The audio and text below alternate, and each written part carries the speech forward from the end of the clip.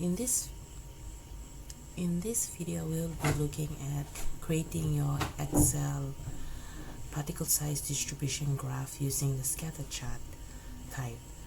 In this video, we will be looking at first creating your x-axis, getting your y-axis, selecting your data, placing them into your scatter chart, and then formatting your scatter chart so that it can be in logarithm based tab, and also formatting your x-axis.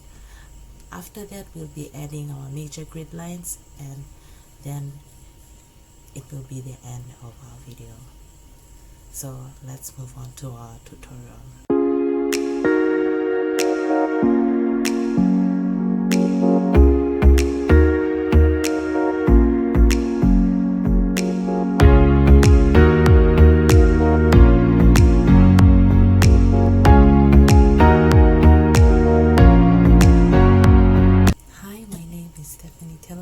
My vision for this channel is to bring tips and tutorials to undergraduate civil engineering students so that they can be able to graduate with a degree in civil engineering. If you like the tutorials or the tips, subscribe if you're new to this channel, and if you're returning back, then welcome back. Let's continue to our tutorial. Our first step is to retrieve our data, that is our sieve size and our percentage passing sizes as seen. Next, we go to Insert tab and select Scatter Chart. Okay, in our next step now, that tab and after we select Scatter, we go and select our data type. Once you select your data type, you click the Chart Data button range.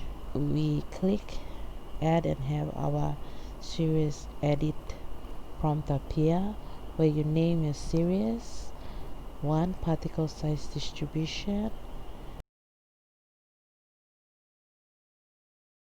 Then you select your x-axis values, in this case sieve sizes, and press enter.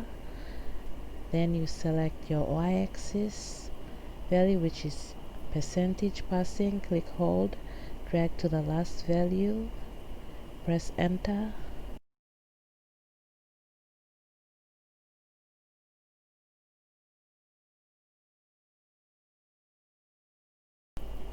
And then you click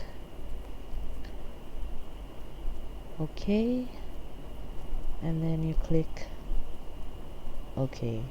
Third step now is to format your axis. So you right click your x-axis and select from menu Format X. When the format options appear, you select logarithm by selecting your checkbox.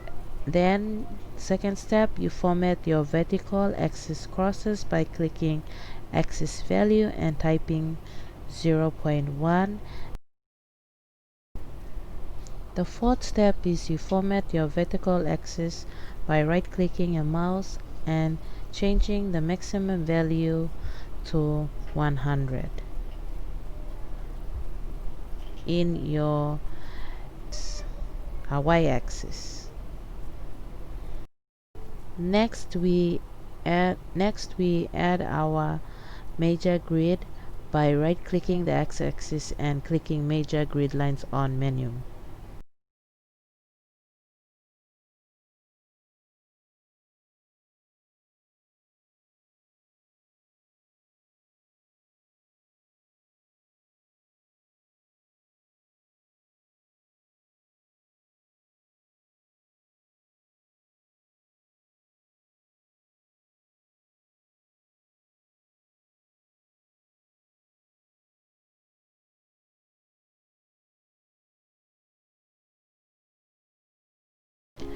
You can also add titles by changing the scatter chart type so that you have your title for your x-axis and your y-axis, and also format your background to specify the style in the chart, but that is for another video.